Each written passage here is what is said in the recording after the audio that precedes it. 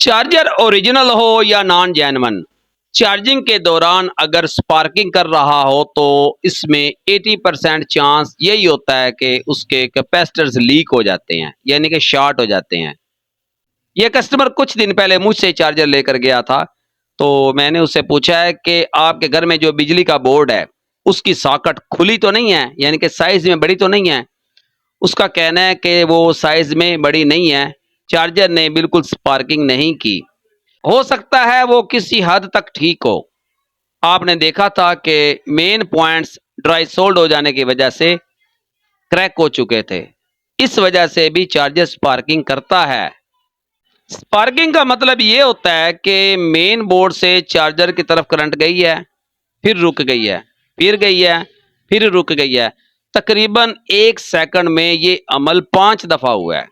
तो इस सूरत में जो चार्जर के अंदर कैपेसिटर्स लगे होते हैं, ट्रांसफार्मर लगा होता है, वो शॉर्ट हो जाने का, खराब हो जाने का अंदेशा होता है।